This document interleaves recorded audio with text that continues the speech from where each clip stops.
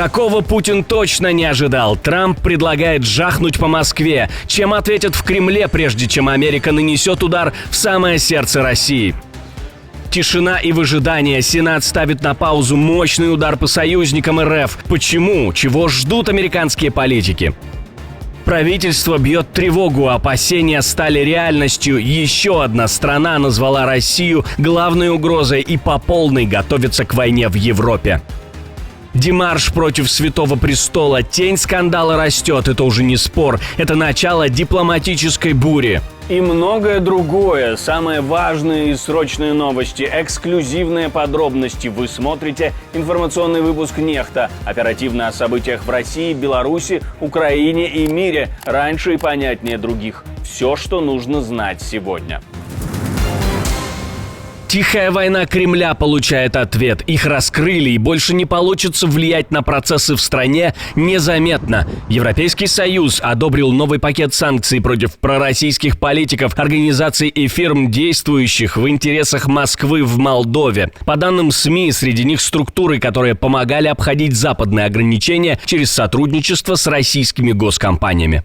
Министры иностранных дел только что одобрили очередную партию санкций, направленных против пророссийских политиков и организаций в Молдове. Решение принято министрами иностранных дел ЕС прямо на фоне всплеска враждебной пропаганды со стороны российской разведки. В Москве снова раскручивают тезис о якобы подготовке Молдовы к войне с Россией под флагом НАТО. Повод – инфраструктурные проекты Кишинева, которые Кремль спешно выдает за милитаризацию. На деле, как подчеркивают европейские источники, цель кампании очевидна – запугать избирателя перед ключевыми выборами 28 сентября, от которых зависит весь курс Молдовы на вступление в ЕС. Президент Майя Санду жестко отреагировала на новую волну фейков и заявляет, что Россия снова пытается дестабилизировать страну. Премьер-министр добавил, никто не позволит внешним силам управлять молдавскими выборами, а суверенитет не на продажу. Президент США сам попросил надавить на Россию. Разговор, который может перевернуть ход войны, прошел 4 июля. По сведениям Financial Times, Дональд Трамп прямо предложил Владимиру Зеленскому нанести удар по Москве или Санкт-Петербургу, если США дадут дальнобойные ракеты. Официально передача вооружения дальнего действия пока не подтверждена, но сам факт обсуждения показывает, терпение Трампа лопается, и он готов пойти на самый жесткий шаг с начала конфликта. Если Белый дом решится, Украине впервые откроют путь бить в самое сердце России. Тогда вопрос станет не «можно ли», а «куда и когда». В России назвали это ультиматумом. Более того, для весомости отвечать начали сразу с нескольких сторон. Сначала был запасной президент Медведев. Как нам к этому относиться? Так, как и раньше, так, как это делают наши воины, так, как это делает и верховный главнокомандующий. Никак. Продолжать добиваться целей СВО, возвращать нашу землю, работать на победу. А затем подключился гуру российской дипломатии. Мы хотим понять, что стоит за этим заявлением. 50 дней. Было раньше и 24 часа было, и 100 дней было.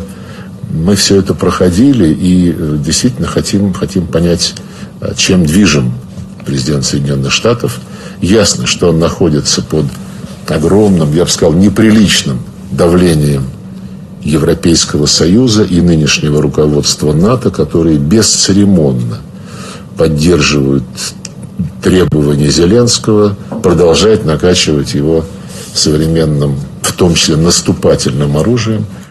Журналисты Financial Times пишут, что россияне должны почувствовать боль, чтобы наконец-то сесть за стол переговоров. Мы поговорили об этом с политическим экспертом Игорем Чаленко. Часто эти удары идут и за 1000 километров, и дальше есть примеры и за 2000 километров по непосредственно местам производства шахедов, компонентов для шахедов, ракетных программ, по ремонту российской стратегической авиации и многих-многих других объектов. Но понятное дело, что такие объекты российский агрессор также активно размещает вблизи больших городов, и очевидно, что Украина будет вынуждена выбирать в дальнейшем цели опять-таки военного назначения, но которые находятся в плотной застройке. И очевидно, что таким образом все больше россиян поймут, что война, она не просто где-то там далеко, она непосредственно на российской территории, и это является следствием непосредственно политики российского диктатора Путина. Вашингтон рискует, а Евросоюз отчаянно пытается спасти ситуацию. Введение США 30% пошлин на импорт из ЕС может обернуться ответным ударом. Об этом заявил канцлер Германии, подчеркнув, Европа готова к ответу, но пока сдерживается ради диалога. Я инициировал кампанию за то, чтобы мы не вводили именно сейчас ответные тарифы. В противном случае они были бы автоматически задействованы еще вчера. Но, пожалуйста, американское правительство не должно недооценивать нашу готовность ответить на чрезмерно высокие ставки оплаты аналогичными мерами. Мы в Европейском Союзе готовы к этому, однако надеемся на переговорное решение, и именно поэтому я очень привержен данному вопросу, особенно в Европейском Союзе. Свое заявление Мерц сделал символично на вершине Цугшпице, самой высокой горы Германии. Из политических высот прозвучал ясный сигнал. ЕС не будет молчать, если США продолжат обострять тарифный конфликт. Таким образом, Евросоюз дает последний шанс компромиссу, прежде чем перейти к зеркальным мерам. Если Путин не сдастся, буря накроет полмира. Но Сенат США ставит на паузу самую главную страшилку. Все из-за одного звонкого заявления. Вместо ожидаемого пакета санкций против торговых партнеров РФ тишина и выжидание. Лидер сенатского большинства Джон Тун прямо заявил, Белый дом сам берет инициативу, и Конгресс готов отойти в сторону. Похоже, что сейчас президент собирается попытаться сделать кое-что из этого самостоятельно. Если в какой-то момент президент придет к выводу, что это имеет смысл и добавит ценностей и рычагов влияния, которые ему нужны в этих переговорах, чтобы продвинуть законопроект, тогда мы сделаем это. Мы будем готовы. Трамп пригрозил ввести вторичные пошлины до 100% на все страны, продолжающие торговать с Россией. В Сенате лежит еще более жесткий законопроект, где планка поднимается до 500% пошлин, но теперь его судьба под вопросом. Сенаторы Грэм и Блументаль, авторы замороженного проекта, хоть и выразили поддержку ультиматуму Трампа, добавили настоящий удар. Это не риторика, а тарифы против тех, кто кормит путинскую военную машину. Кроме того, мир продолжает резонировать на решение Трампа передать Украине оружие за деньги союзников. Это не просто сделка, это месседж Кремлю. И этот месседж уже чуть ли не последний аргумент. Что же будет после него? Такое заявление сделал посол США при НАТО Мэтью Уитакер в эфире Fox News. По словам Уитакера, Кремль, цитирую, теряет по 1000 солдат в день и занял всего 1% украинской территории за последние 18 месяцев. Конец цитаты. Цель нового проекта – сломать темп войны и вынудить Путина сесть за стол переговоров. Очевидно, что мы производим лучшие в мире системы вооружения, и все хотят их иметь. Но будем отдавать приоритет тем, кто отправляет их в Украину. Я думаю, что это также очень громко и ясно говорит Владимиру Путину. Мы дали вам шанс на мир. Президент Трамп – миротворец, но если вы хотите войны, мы продолжим вооружать Украину, а Европа будет за это платить.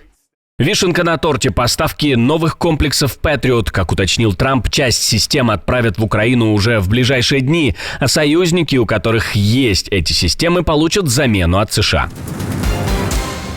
Франция готовится к войне, и, наконец-то, там заметили очевидное. Россия рассматривает Европу как врага. Не гипотетически, на бумаге стратегический национальный обзор до 2030 года, опубликованный правительством, предупреждает, риск масштабной войны в сердце Европы реален, и надеяться на США больше нельзя. Парижу предстоит материально и морально перевооружиться, чтобы выдержать возможный удар. Французские аналитики говорят о наивысшем уровне угроз со времен Холодной войны и называют Россию биоэквивалентной угрозой для Европы. В таком случае итог войны в Украине становится решающим для всего континента. Ссора со Святым Престолом. Польша официально возмутилась. Ватикану передан дипломатический демарш. Причина – оскорбительные и провокационные заявления двух католических епископов, затронувшие польско-немецкие отношения и тему миграции. Мы не даем согласия на высказывания, содержащие оскорбительные и недопустимые слова, которые нарушают основополагающие принципы достоинства человека, а также государственный суверенитет Республики Польша. Речь идет о высказываниях епископов Антония Длугаша и Вислава Меринга. Один поддержал патрули на границе, организованные оппозиционным движением защиты приграничья. Другой пошел еще дальше. Обвинил польское правительство в подчинении Германии. Сказал, что немец не будет братом поляка, и назвал правительство политическими гангстерами.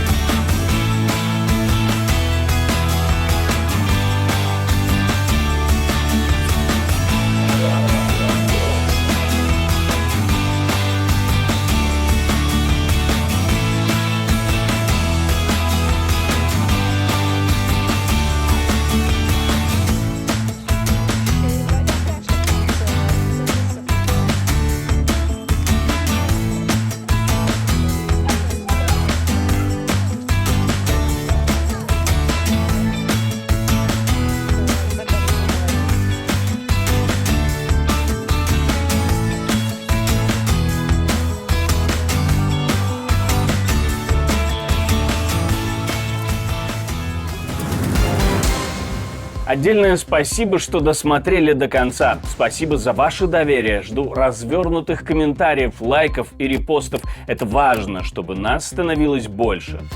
На этом пока все. До новых встреч и хороших вам новостей.